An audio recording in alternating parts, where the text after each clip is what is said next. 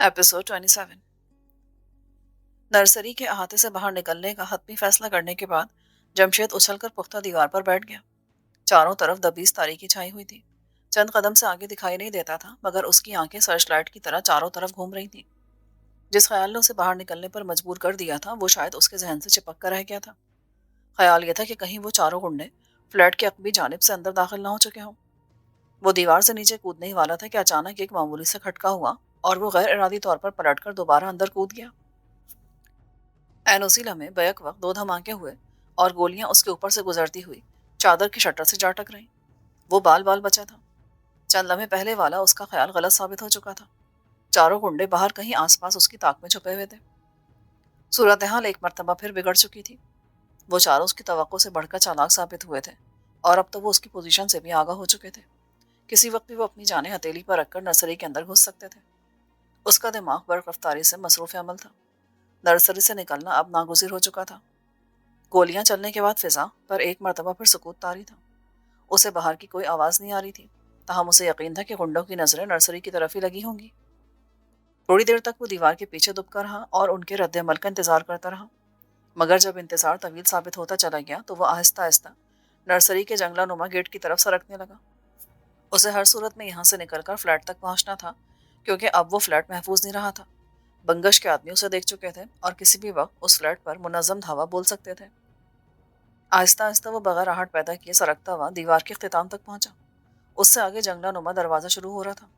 उसने दीवार की आड़ से मामूली सा सर निकालकर जंगले से बाहर झांका, मगर कुछ भी नजर न आया। बाहर मुकम्मल खामोशी और तारीकी का राज था। चंद लम्हे उसने वहीं ठहरकर इंतजार किया और फिर तेजी से दरवाजे के सामने से सरकता हुआ दूसरी तरफ वाली दीवार की आड़ में जा पहुंचा। रद्दमल के तौर पर जब कुछ भी जाहिर ना हुआ तो वो एक बार फिर जंगले से बाहर झांकने लगा। माउन एक टॉर्च रोशन हुई, मगर उसका रुख चादर के शटर वाले साइबान की तरफ था। सेकंड के हजारवें लम्हे में वो एक फैसले पर पहुंचा और फिर रोशनी की तरफ अंदाजे से फायर झोंक दिया। धमाके की आवाज के साथ एक चीख बुलंद हुई और दूसरे लम्हे टॉर्च बुझ गई। शायद उन्हें अपनी हिमाकत का एहसास हो गया था। टॉर्च जलाकर उन्होंने गलती से खुद को आया कर दिया था, जिसका फायदा जमशेद ने उठा लिया था। जमशेद की चलाई हुई 3 गोलियां निशाने पर लगी थी, मगर वो इस बात से लाइल था कि कोई गोली जानलेवा भी साबित हो सकी है या नहीं। फिजा पर एक बार फिर सुकूत तारी हो गया। वो चंद लम्हे जंगले में से बाहर झांकता रहा, मगर फिर इस कोफ्त से उकता कर नर्सरी के हाथे में वाक़ इकलौते कमरे की तरफ झुके झुके अंदाज में चल पड़ा। उन्होंने दोबारा टॉर्च जलाने की कोशिश नहीं की थी, तहम वो उनकी तरफ से गाफिल नहीं था। वो कमरे से चंद कदम दूर था जब अचानक उसके चेहरे पर टॉर्च की रोशनी पड़ी। एक पल के लिए तो वो अपनी जगह पर सुन होकर रह गया, मगर फिर भागकर रोशनी की जद से बाहर निकल गया। ए, कौन हो तुम? इधर क्या कर रहे हो? किसी ने बारूब आवाज में पूछा और दोबारा उस पर टॉर्च की रोशनी मरकूज कर दी। टॉर्च बुझा दो है मैं कातनी, वरना मेरे साथ तुम भी मारे जाओगे। उसकी बात का खातिर खा असर हुआ और टॉर्च फौरन बुझ गई। शुक्रिया, वो आगे बढ़ते हुए बोला। डरने की कोई जरूरत नहीं, मैं पुलिस का आदमी हूँ और मेरे पीछे गुंडे पड़े। गुंडे? खामोश रहो, वो नर्सरी के बाहर गली में मौजूद है। क्या थोड़ी देर पहले तुमने फायरिंग की आवाजें नहीं सुनी थी? नहीं नहीं, मैं तो अंदर सोया हुआ था, अभी चंद लम्हे पहले ही आँख खुली है। तुम शायद चौकीदार हो यहाँ के? जी हाँ, मैं बहुत गरीब आदमी हूँ, मुझसे तुम्हें कुछ नहीं मिलेगा। ओ पागल, मैं डाकू नहीं हूँ, एक पुलिस ऑफिसर हूँ। मुझसे डरो मत, बल्कि ताउन करो। अच्छा जी, यहाँ से बाहर निकलने का कोई महफूज रास्ता है? सामने वाला रास्ता तो गुंडों की निगाहों में है। रास्ता तो कोई नहीं है, लेकिन कमरे की छत से दूसरी तरफ कूदा जा सकता है। ठीक है, छत पर पहुंचने के लिए सीढ़ी है क्या? कमरे की दीवार के साथ कोने में मिट्टी का ढेर पड़ा हुआ है, उस ढेर पर चढ़कर आसानी से कमरे की छत तक पहुंचा जा सकता है। कौन से कोने में? दाएं तरफ वाला जी, उसने हाथ से इशारा करते हुए बताया और जमशेद खान इस बात में सर हिलाता हुआ तेजी से मतलूबा कोने की तरफ बढ़ गया। जादाद काफी देर से फायरिंग की आवाजें सुन रहा था, मगर बारिश की वजह से बाहर निकलने से एतराज कर रहा था। बारिश रुकने के बाद जब वो बाहर निकलने के इरादे से उठा तो डॉक्टर शहनाज ने उसे मना कर दिया। मत जाओ बाहर, ना जाने कौन लोग होंगे, तुम्हें क्या जरूरत है पराए मामले में टांग अड़ाने की। वैसे भी एसपी साहब ने हम दोनों को बाहर निकलने से मना कर रखा है। अगर कुछ ऐसा वैसा हो गया तो उन्हें क्या जवाब देंगे? तुम्हें परेशान होने की जरूरत नहीं मोहतरमा, मैं एसपी साहब का मुलाजिम नहीं हूँ, अपनी मर्जी का मालिक हूँ। फिर भी मैं तुम्हें बाहर नहीं जाने दूंगी। क्यों? किस लिए? तुम होती कौन हो मुझे रोकने वाली? लगती क्या हो तुम मेरी? अभी तो कुछ नहीं लगती, लेकिन मुझे यकीन है کہ ایک روز میں تمہاری کچھ نہ کچھ ضرور لگوں گی؟ کیا تمہیں یقین نہیں آتا؟ پلیز شہناز صاحبہ، میرا پیچھا۔ صرف شہناز صاحبہ، میں مریضوں کے لیے ہوں، تمہارے لیے شہناز ڈارلنگ، جان اور جانے من ہوں۔ بے حیائی کی باتیں مت کرو، اعلیٰ تعلیم یافتہ ہو، تمہیں ایسی باتیں زیب نہیں دیتی۔ یہ بے حیائی کی باتیں نہیں ہیں، میں تم سے محبت کرتی ہوں، اور محبت کرنا گناہ جرم نہیں ہے۔ میں تمہاری شرافت سے بہت متاثر ہوئی ہوں جہادات، اس لیے ہمیشہ کے لیے تمہیں پا لینا چاہتی ہوں۔ تمہیں آخر محبت سے اتنی چڑ کیوں ہے؟ دیکھو شہناز صاحبہ، میں تمہیں کئی بار سمجھا چکا ہوں کہ میرے جیسے لوگوں کو محبت کرنے کا کوئی حق نہیں ہے۔ موت میرے تعاقب میں ہے، نہ جانے کس لمحے کس کی اندھی گولی کا نشانہ بن جاؤں۔ پلیز تم میرے بجائے کوئی شریف اور پڑھا لکھا انسان ڈھونڈ لو جو تمہیں تمہاری توقع سے بڑھ کر خوش رکھ سکے۔ محبت اندھی ہوتی ہے جہادات، اچھا برا دیکھنے سے قاصر ہوتی ہے، جس سے بھی ہو جائے۔ بس، میرے پاس فضول باتیں سننے کے لیے وقت نہیں ہے، میں باہر جا رہا ہوں، دروازہ بند کر لو۔ اتنا کہہ کر اس نے گن اٹھائی اور دروازے کی طرف لپکا۔ نہیں، آج تمہیں میری بات سننی پڑے گی، ورنہ میں کچھ کھا کر مر جاؤں گی۔ بے شک مر جاؤ، اس نے بے رحمی سے کہا اور پھر اسے ایک طرف دھکیلتے ہوئے تیزی سے باہر نکل گیا۔ شہناز گزشتہ کچھ روز سے ہاتھ دھو کر اس کے پیچھے پڑی ہوئی تھی۔ کئی بار اس نے یہ معاملہ جمشید خان کے گوش گزار کرنے کا ارادہ کیا، مگر ہر بار کچھ سوچ کر رہ جاتا تھا۔ وہ شہناز کی دل سے عزت کرتا تھا، اس لیے جمشید کے سامنے اسے شرمندہ نہیں کرنا چاہتا تھا، مگر شہناز اس کے کئی بار سمجھانے کے باوجود پیچھے نہیں ہٹ رہی تھی۔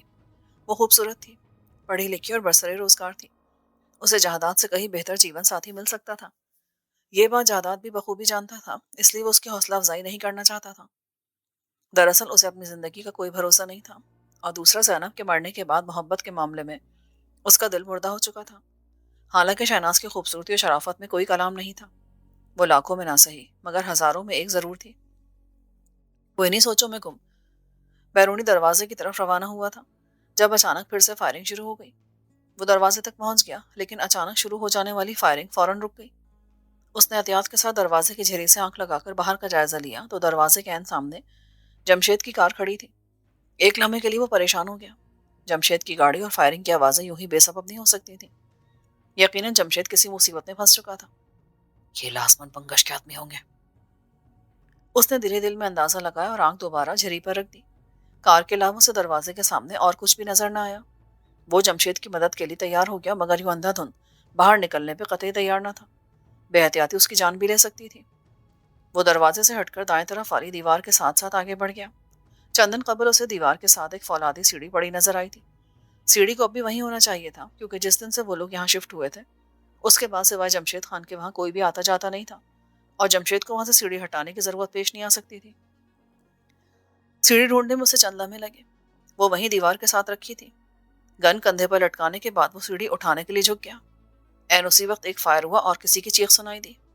اس نے وقت ضائع کے بغیر سیڑھی اٹھا کر دیوار کے ساتھ لگائی اور جلدی سے اوپر چڑھنے لگا۔ گن کو کندھے سے نکال کر دوبارہ اس نے ہاتھ میں پکڑ لیا۔ اوپر پہنچ کر اس نے سر نکال کر باہر کا جائزہ لیا، مگر بات نہ بن سکی۔ تب وہ تھوڑا سا اور اوپر چلا گیا، یہاں تک کہ دیوار کی اونچائی اس کے پیٹ کے مقابل آ گئی۔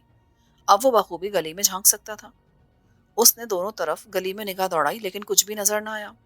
اگرچہ تاریکی بہت گہری تھی، لیکن کچھ فاصلے تک دیکھا جا سکتا تھا۔ کہاں جا سکتے ہیں؟ ابھی اس نے ایک پاؤں اٹھا کر نچلی سیڑھی پر رکھا ہی تھا کہ اچانک اس کی سماعتوں سے ایک دبی دبی آواز ٹکرائی۔ وہ ہمارا ایک آدمی ختم کر چکا ہے اور دو کو زخمی کر چکا ہے، اب ہم بنگش کے سامنے کس منہ سے جائیں گے؟ میں کہتا ہوں وہ نرسری کے اندر ہے، ہمیں نرسری کے گیٹ کے نزدیک رہنا چاہیے، جلد یا بدیر وہ ضرور باہر نکلے گا۔ ارے احمق آدمی، اس کا ہمیں کیا کرنا ہے؟ پہلی آواز نے دوسری کو سرزنش کی۔ اگر کچھ کرنا ہی چاہتے ہو تو آؤ، انجام کی پرواہ کیے بغیر فلیٹ کے اندر داخل ہونے کی کوشش کرتے ہیں۔ ہمیں ہر صورت میں عامر اور سعید اختر کو چھڑانا ہے یا پھر اوپر پہنچانا ہے۔ جائیداد ان کا پلان سن کر دل ہی دل میں ہنس پڑا۔ ان تینوں کے دھندلے دھندلے سے حوالے اسے گلی کی مخالف سمت میں بائیں ہاتھ کھڑے نظر آ رہے تھے۔ اس نے احتیاط کے ساتھ گن کو سیدھا کیا اور پھر ایک شخص کے سینے کا نشانہ لیا، مگر گولی چلانے سے قبل ہی اس نے نشانہ بدل دیا۔ اب اندازاً اس نے ٹانگوں کا نشانہ لے رکھا تھا۔ ایک سیکنڈ میں اس کی انگلی نے ٹریگر دبا دیا۔ دوسرے لمحے ایک زوردار دھماکہ ہوا اور ان تینوں میں سے ایک شخص زمیں بوس ہو گیا، جبکہ باقی دو بوکھلا کر بھاگ کھڑے ہوئے۔ جمشید مٹی کے ڈھیر پر سے ہوتا ہوا کمرے کی چھت تک پہنچا۔ دوسری طرف گلی کے بجائے ایک مکان کا صحن نظر آ رہا تھا۔ بارش لائٹ کو بھی اپنے ساتھ لے گئی تھی، اس لیے مکان تاریکی میں ڈوبا تھا۔ البتہ صرف ایک کمرے کی کھڑکی میں متکوک سی روشنی نظر آ رہی تھی۔ غالباً اس کمرے میں کوئی لیمپ جل رہا تھا۔ ایک لمحے کو رک کر اس نے نیچے دیکھ کر صحن کا جائزہ لیا اور پھر ہاتھ میں پکڑا ریوالور بیلٹ میں ڈس لیا۔ دوسرے لمحے چھت کی منڈیر پکڑ کر وہ نیچے لٹکا۔ عین اسی لمحے ایک زوردار دھماکہ ہوا اور غیر عادی طور پر اس کے ہاتھوں سے منڈیر چھوٹ گئی۔ وہ دھپ سے زمین پر گرا اور بیلٹ سے ریوالور نکالتے ہوئے تیزی سے اٹھ کھڑا ہوا۔ ایک لمحے کے لیے اس نے نگاہیں ادھر ادھر گھما کر جائزہ لیا اور پھر اندازے سے ایک طرف بڑھ گیا۔ اسے بیرونی دروازے کی تلاش تھی۔ پورے گھر میں بدستور خاموشی چھائی ہوئی تھی۔ کسی قسم کا رد عمل ظاہر نہیں ہوا تھا۔ ذرا سی کوشش کے بعد اس نے بیرونی دروازہ تلاش کر لیا، مگر یہ دیکھ کر کہ دروازہ ڈیوڑی نما ہے اور دروازے کو اندر سے تالا بھی لگا ہے، اس کی امیدوں پر پانی پھر گیا۔ وقتی طور پر وہ اس گھر میں پھنس کر رہ گیا تھا۔ گھر کا بیرونی دروازہ بند گلی میں بھی واقع ہو سکتا تھا۔ اس صورت میں وہ صرف ڈیوڑی کی چھت سے ہو کر گلی میں اتر سکتا تھا۔ دیوار پھاندنے کا ارادہ اس نے ترک کر دیا، کیونکہ دوسری طرف پھر کسی مکان کا احاطہ ہو سکتا تھا۔ چند لمحے وہ اس چھوٹی سی ڈیوڑی میں رکا رہا، پھر باہر نکل کر ڈیوڑی کی بلندی کا جائزہ لینا شروع کر دیا۔ سیڑھی کی مدد کے بغیر کسی بھی طرح چھت تک نہیں پہنچا جا سکتا تھا۔ اس کا دماغ تیزی سے موجودہ صورتحال سے نمٹنے کا حل سوچ رہا تھا۔ اسے اپنے فلیٹ تک پہنچنے کی جلدی تھی۔ گو کہ اسے جہادات کی صلاحیتوں کا اعتراف تھا، مگر اس کی ذمہ داری پر دو قیدیوں کے ساتھ ڈاکٹر شہناز بھی تھی۔ ایسی صورتحال میں بنگش کے آدمی اس پر بھاری پڑ سکتے تھے۔ کیا کرنا چاہیے مجھے؟ اس نے خود سے سوال کیا۔ گھر کے مکینوں سے مدد حاصل کرو۔ تم ایک ذمہ دار پولیس آفیسر ہو، کوئی چورو چکے نہیں ہو۔ دماغ نے مشورہ دیا۔ یہ اسے قابل قبول لگا، لہٰذا وہ گھر کے رہائشی کمروں کی طرف بڑھ گیا۔ اس کا رخ اس کمرے کی طرف تھا جس کی کھڑکی سے اس نے روشنی دیکھی تھی۔ احتیاط سے وہ دبے پاؤں چلتا اس ایل نما کوریڈور میں پہنچا۔ روشنی والی کھڑکی کوریڈور میں ہی کھلتی تھی۔ وہ دبے پاؤں چلتا ہوا کھڑکی کی طرف بڑھا۔ اچانک اس کی سماعتوں سے ایک سرگوشی نما آواز ٹکرائی اور وہ ٹھٹک کر وہیں رک گیا۔ سرگوشی کی آواز ادھ کھلی کھڑکی سے ہی آ رہی تھی۔ غالباً 2-3 لوگ کمرے میں جاگ رہے تھے۔ فطری تجسس اور پیشہ ورانہ عادت نے اسے ان لوگوں کی گفتگو سننے پر مجبور کر دیا۔ دیوار سے لگ کر وہ آہستہ آہستہ کھڑکی کی طرف بڑھنے لگا۔ لائٹ کی عدم موجودگی نے اس کا یہ کام آسان بنا دیا تھا۔ دیوار کے ساتھ سرکتا وہ کھڑکی کے بالکل نزدیک پہنچا۔ اب وہ جب چاہتا اندر موجود لوگوں کی نظریں بچا کر کھڑکی سے جھانک سکتا تھا۔ اندر سے آنے والی آوازیں اب اسے صاف سنائی دینے لگی تھی۔ صفیہ رحمان، میں تمہارا سگا انکل ہوں۔ تمہارا برا کیسے سوچ سکتا ہوں؟ شاباش، ان کاغذات پر سائن کر دو۔ ایک بے رحم مردانہ آواز سنائی دی۔ انکل، میں نے کہا ہے نا کہ کر دوں گی، مگر ابھی نہیں۔ جواب میں ایک سہمی ہوئی نسوانی آواز سنائی دی۔ کیسے نہیں کرو گی؟ بلاؤں آصف کو؟ منہ دکھانے کے لائق نہیں چھوڑے گا۔ ایک کرخت نسوانی آواز اور گونجی۔ پلیز آنٹی، آپ لوگوں کے سوا اس دنیا میں میرا کوئی نہیں ہے۔ اللہ سے ڈرو۔ ایک بے سہارا اور یتیم بھتیجی کے ساتھ ایسا ظالمانہ سلوک مت کرو۔ اگر تم ہمیں اپنا سمجھتی تو پھر آصف سے شادی نہ کر لیتی۔ ایک ہی تو بیٹا ہے ہمارا۔ اس سے شادی سے بہتر ہے کہ میں خودکشی کر لوں۔ کون سی ایسی برائی ہے جو اس میں نہیں ہے؟ کل موہی، بدکار، بکواس کرتی میرے بیٹے کے بارے میں۔ ابھی بلاتی ہوں اسے، اور ابھی وہ میری آنکھوں کے سامنے تیرے ساتھ سہاگرات منائے گا، اور وہ بھی بنا شادی کے۔ بڑھیا ہی نیک پروین کہیں گی۔ بکواس مت کرو زرینہ، صفیہ ہماری بھتیجی ہے۔ ہم آصف کے ساتھ بڑی دھوم دھام سے اس کا بیاہ رچائیں گے اور اپنے مرحوم بھائی رحمان کی روح کو خوش کریں گے۔ اگر آج وہ زندہ ہوتے تو صفیہ کب کی ہماری بہو بن چکی ہوتی۔ ٹھیک ہے، میں آصف کو نہیں بلاتی، مگر یہ کاغذات پر سائن کر دے۔ بصورت دیگر مجھے آصف سے ابھی بات کرنا پڑے گی۔ یہ گفتگو سن کر جمشید فوراً معاملے کی تہہ تک پہنچ گیا، کیونکہ اس وقت وہ خود مصیبت میں گرفتار تھا۔ مگر صفیہ رحمان نامی اس یتیم لڑکی کو یوں بے آسرا چھوڑ جانا اس کا ضمیر گوارا نہیں کرا تھا۔ اسے بہر صورت لڑکی کو ان بے رحم رشتہ داروں کے چنگل سے چھڑانا ہی تھا۔ پہلے تو اس نے سوچا کہ اس معاملے کو کل پر چھوڑ کر چپ چاپ کسی نہ کسی طرح باہر نکل جائے، مگر ان لوگوں کے تیور بتا رہے تھے کہ وہ آج رات لڑکی کو کسی قیمت پر نہیں چھوڑیں گے اور کاغذات پر اس کے سائن لے کر ہی رہیں گے۔ سائن نہ کرنے کی صورت میں لڑکی اپنی عزت گنوانے کے ساتھ ساتھ جان سے بھی جا سکتی تھی۔ اس کے چچا چچی کی سنگ دلی جمشید پر واضح ہو چکی تھی۔ وہ دونوں مال و دولت کی لالچ میں ہر حد تک جا سکتے تھے۔ ادھر جمشید سوچوں میں گم تھا اور ادھر کمرے میں دونوں میاں بیوی صفیہ کو کاغذات پر سائن کرنے کے لیے مجبور کر رہے تھے۔ صفیہ کا انکار بدستور جاری تھا۔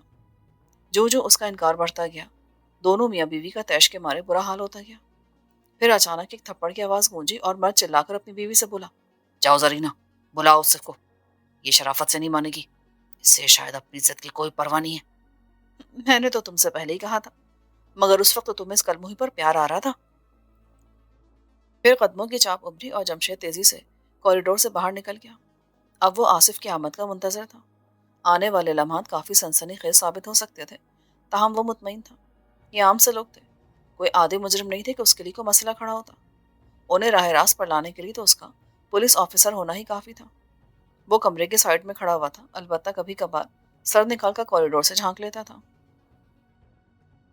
गन हाथ में पकड़े हुए जहादात को सीढ़ियों से नीचे उतरा और फिर बैरूनी दरवाजे की तरफ भाग खड़ा हुआ।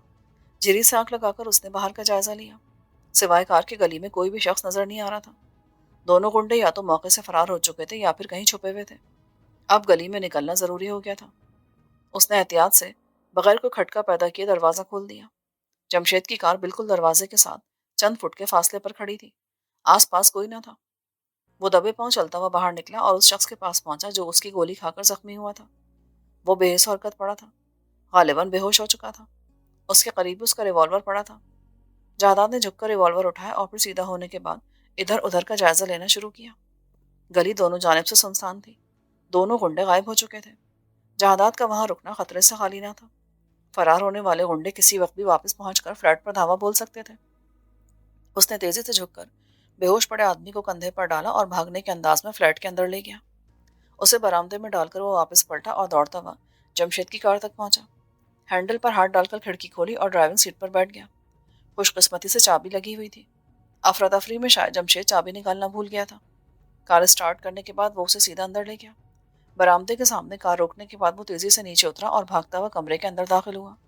सामने ही शहनाज कमरे के फर्श पर बैठी हिचकियों से रो रही थी। गालिबन उससे जहादात की बेरुखी का कलक था। जहादात ने कमरे से निकलते वक्त उसे नहायत बेदर्दी से धुतकार भी दिया था। रो क्यों रही हो? कौन मर गया तुम्हारा? उसने कोई जवाब न दिया। तब जहादात उसके सामने घुटनों के बल फर्श पर बैठते हुए बोला, प्लीज शहनाज, ये रोने धोने का टाइम नहीं है। बंगश के आदमी ने हमारा खुफिया ठिकाना देख लिया। जल्द या बदेर वो यहाँ तक पहुंच जाएंगे, इसलिए हमें फिलफोर यहाँ से निकलना होगा। इन कैदियों की जिंदगी जमशेद के लिए बहुत जरूरी है। चलो जल्दी से उठो। पहले सॉरी करो, वरना मैं इस कमरे से कदम भी बाहर नहीं निकालूंगी। अरे ठीक है बाबा, मैं अपने ये पर शर्मिंदा हूँ। अब उठो, हमें यहाँ से फौरन निकलना है। सॉरी तो तुमने बोला ही नहीं, ऐसे कैसे चल दूं? अच्छा सॉरी, अब निकलने की तैयारी करो। हमारे पास टाइम बहुत कम है, जल्दी करो। कैदियों को भी साथ ले जाना है। पर जाएंगे कहाँ? अरे पहले यहाँ से तो निकले, कोई ना कोई जगह ढूंढ ही लेंगे। हमारे जाने के बाद अगर जमशेद साहब यहाँ पहुंच गए तो क्या वो परेशान नहीं हो जाएंगे? हमें उनका वेट करना चाहिए, उन्होंने आना था आज यहाँ। तुम वक्त जाया करियो शहनाज, ये बातें बाद में भी हो सकती है। ओके, आई एम सॉरी, मैं तैयार हूँ, चलिए। 10 मिनट के बाद वो जाने के लिए तैयार हो चुके थे। दोनों कैदियों के साथ साथ उन्होंने तीसरे जख्मी शख्स को भी गाड़ी की अकबी सीट पर डाल दिया था। जख्मी के साथ दोनों कैदियों को भी शहनाज ने इंजेक्शन लगाकर बेहोश कर दिया था। कुछ जरूरी सामान भी उन्होंने गाड़ी की डिक्की में रख दिया था। इस सारी कार्रवाई के दौरान हैरत अंगेज तौर पर शहनाज चुप रही थी। हालांकि उसके दिमाग में कई सवाल कलबला रहे थे। शायद जहादात के तेवर देखकर वो खामोश थी। गाड़ी को बाहर निकालकर जहादात ने फ्लैट के बैरूनी दरवाजे को ताला लगाया और दोबारा गाड़ी में बैठ गया। स्टीयरिंग संभालने के बाद उसने गाड़ी आगे बढ़ा दी। जब वो खुली सड़क पर पहुंचे तो शहनाज बोली, हम कहाँ जा रहे हैं? मालूम नहीं। शहनाज, क्या तुम्हारा फ्लैट महफूज है? हाँ, मगर वो किराए का है। कोई बात नहीं, हम वहाँ वक्ती तौर पर पनाह लेंगे। उसके बाद जमशेद खान कोई और इंतजाम कर लेगा। मेरे कहने का मतलब ये तो नहीं था। हम वहाँ जिंदगी भर रह सकते हैं, अगर तुम पसंद करो तो। किस हैसियत से?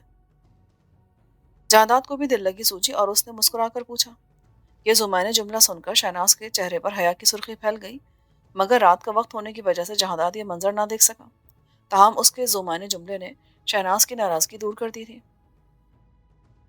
जमशेद को कमरे के साइड में खड़े भी 10 मिनट ही गुजरे थे कि जरीना एक मर्द के साथ कॉरिडोर में दाखिल हुई। अंधेरा होने की वजह से जमशेद उन्हें अच्छी तरह देख नहीं पाया।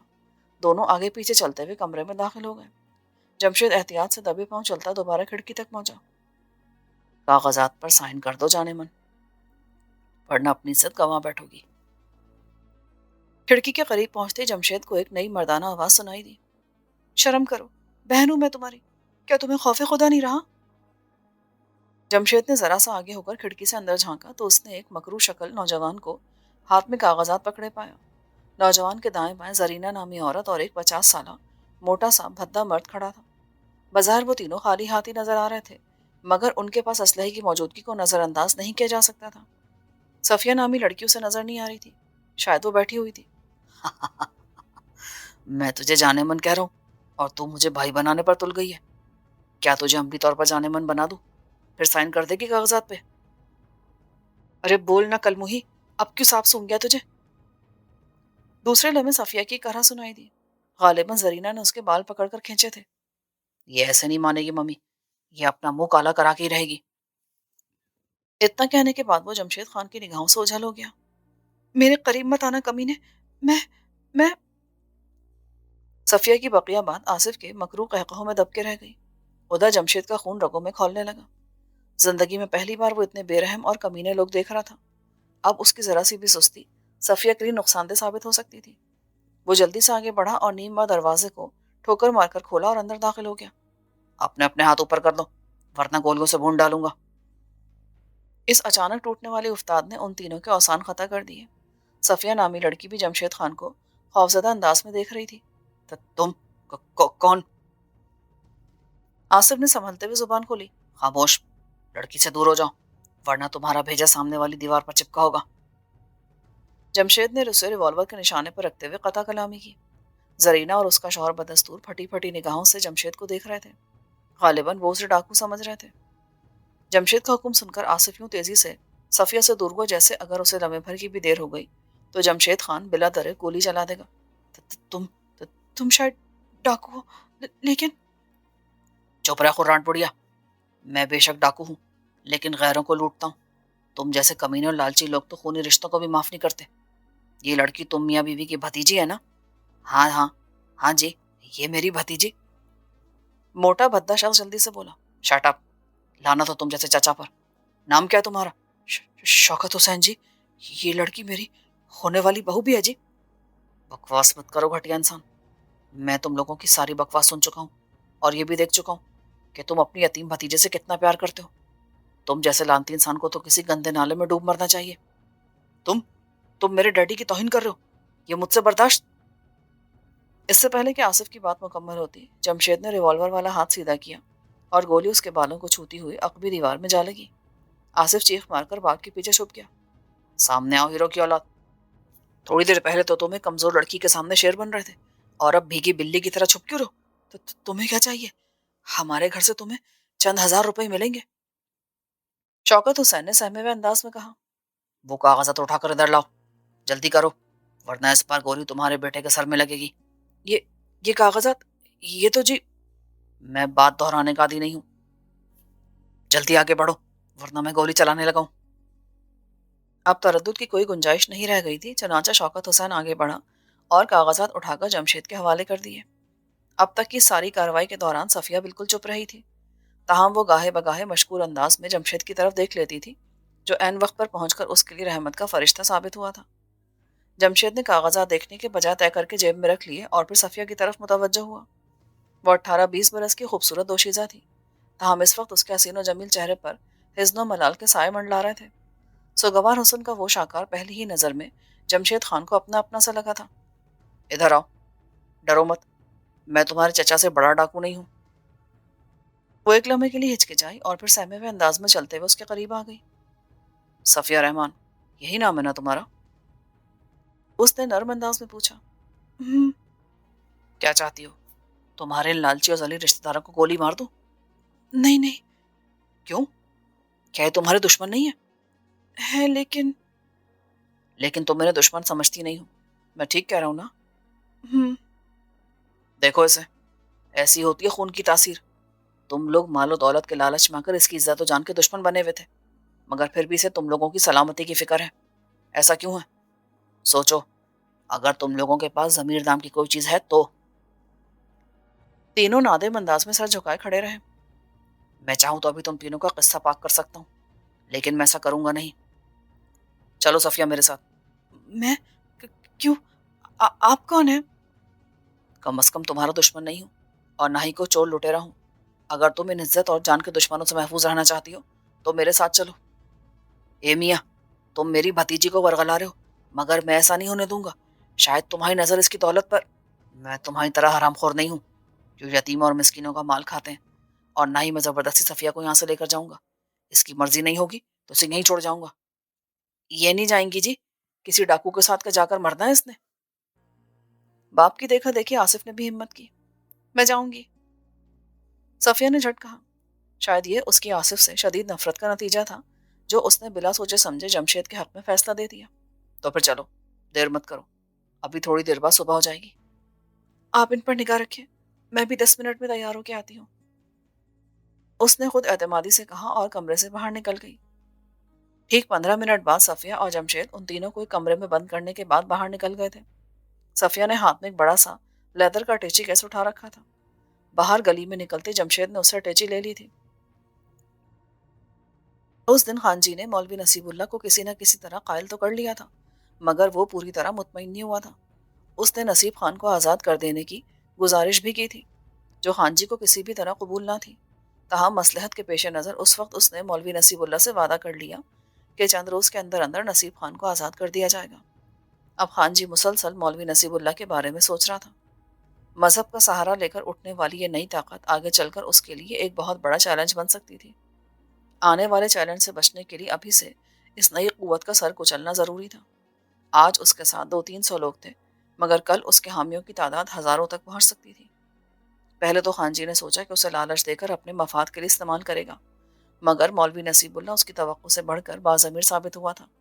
اب اسے نجات حاصل کرنا اشد ضروری ہو گیا تھا. موسیٰ خان کو وہ پشاور بھیج چکا تھا. حویلی میں اس وقت گلشیر خان اور زرولی ہی اس کام کے لیے موزوں آدمی تھے. چنانچہ خان جی نے سر شام میں ان دونوں کو اپنے سامنے طلب کر لیا. جس وقت وہ دونوں خان جی کے مخصوص کمرے میں داخل ہوئے، اس وقت خان جی بے چینی سے ٹہلتے ہوئے سگار کی کش لگا رہا تھا. اس کے چہرے پر فکر و تردد کے آثار تھے. ان دونوں نے ان کو خان جی کو مؤدب انداز میں سلام کیا اور پھر جواب طلب انداز میں اس کی طرف دیکھنے لگے. تم دونوں مولوی نصیب اللہ کو جانتے ہو نا؟ بہت اچھی طرح خان جی. آپ حکم کریں. آج کل وہ ہمارے لیے سخت درد سر بنا ہوا ہے. ہم نے اسے راہ راست پر لانے کی بہت کوشش کی، مگر اس پر ایمانداری کا بھوت سوار ہے. اسے اپنے نفع نقصان کی کوئی پرواہ نہیں ہے. وہ اس علاقے میں شرعی نظام لانے کے خواب دیکھ رہا ہے. ہمیں عام لوگوں کی صف میں کھڑا کرنا چاہتا ہے. اس کے ہاتھ پاؤں توڑ دے خان جی. ہاتھ پاؤں توڑنے سے کام نہیں چلے گا. اسے سیدھا اوپر بھیجنا ہے، مگر یہ کام انتہائی رازداری کا متقاضی ہے. ہمارا نام کسی صورت نہیں آنا چاہیے، بلکہ اس کے قتل کا الزام اس طرح کسی اور کے سر جانا چاہیے کہ علاقے کے لوگ قائل ہو جائیں، ان کے پاس کسی شک و شبے کی گنجائش نہ رہے. میں سمجھ گیا خان جی. یہ کام تو بہت ہی آسان ہے. آج رات ہی ہو سکتا ہے. آپ پر معمولی سے الزام بھی نہیں آئے گا، بلکہ صبح ہونے سے قبل ہی لوگ قاتل کو پکڑ چکے ہوں گے. وہ کیسے گلشیر خان؟ خان جی فرط جذبات سے کھڑا ہو گیا. اس کی آنکھیں چمکنے لگی. بتاؤ، کیسے انجام دو گے کام؟ زرولی. گلشیر خان جی کی بات کا جواب دینے کے بجائے زرولی کی طرف متوجہ ہو گیا. تم جا کر کہیں سے گل رحمان کو ڈھونڈ لاؤ، لیکن دھیان رکھنا اسے چھپا کر حویلی میں لانا. گاؤں کے کسی بھی آدمی کی نظر تم دونوں پہ نہیں پڑنی چاہیے. اس شرطی کا کیا کر رہے ہیں تم نے؟ وہ تو پڑا ہوگا کہیں نشے میں دھوت ہو کر. ارے تم اسے لے کر تو آؤ، باقی کا کام میرا ہے. ٹھیک ہے. زرولی اس بات میں سارے لاتا باہر نکل گیا اور گلشیر خان سوچا ہوا منصوبہ خان جی کے گوش گزار کرنے لگا. Well done Gulsher Khan. پورا منصوبہ سنتے خان جی کی پانچیں کھلتی چلی گئیں اور چہرے پر ایک بے رحم مسکراہٹ طاری ہو گئی.